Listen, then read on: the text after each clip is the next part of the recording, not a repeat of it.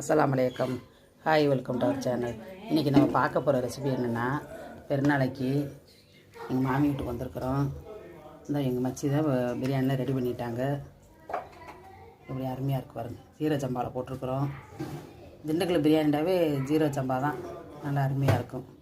Basmati rice அவ்வளோ இதாக taste இருக்காது.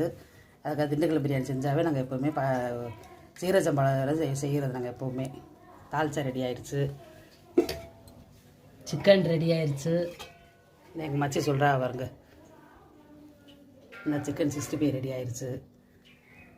பலாப்பழம்லாம் ரெடி பண்ணி வச்சுருக்குறோம். எல்லாமே அதெல்லாம் ஒன்று ஒன்றா பார்ப்போம் வாங்க. ரெடியாக இருக்குது.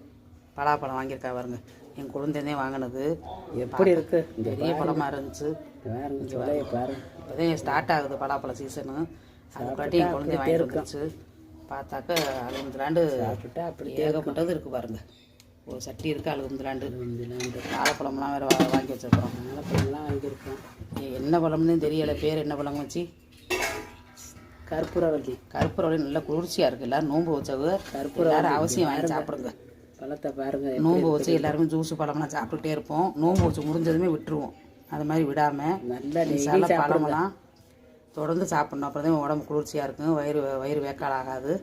அதனால் இவ்வளோ நேரம் உங்களுக்கு வந்து இந்த கற்பூரவள்ளி பழத்தை வந்து காட்டுறேன். நல்லா தெம்பாக இருக்கும், சாப்பிடுங்க. நல்லா எங்கள் மச்சி என்னென்ன பேசுகிறா பாருங்க. எங்கள் மச்சிதே எல்லாமே எங்களை சொல்லி கொடுக்குறது. எங்களுக்கு தெரியாதெல்லாம் இன்ஷா அல்லாஹ். ஆமாம், நீங்களும் தெரிஞ்சுக்கோங்க, எல்லோரும் தெரிஞ்சுக்கோங்க காய்ஸ்.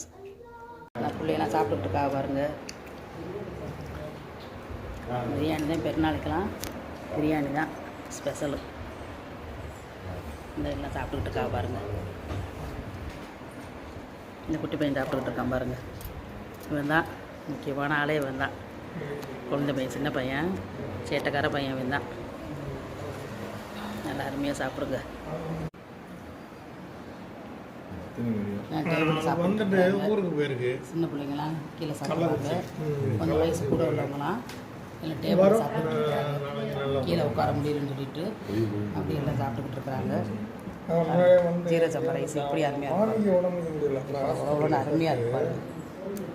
நல்ல அருமையான வீடியோ. எல்லாருமே ட்ரை பண்ணுங்கள். பெருநாளைக்கு எல்லோரும் பிரியாணிலாம் சாப்பிட்டு எல்லோரும் சந்தோஷமாக இருக்கேன். அடுத்த வருஷம் எல்லோரும் 30 நோன்பு வச்சு இந்த மாதிரி பெருநாள் எல்லாருமே சந்தோஷமாக கொண்டாடணுன்ட்டு நான் எல்லாரும் துவா செய்கிறேன். நீங்களும் எங்களுக்காக துவா செய்யுங்க. அஸ்ஸலாமு அலைக்கும்.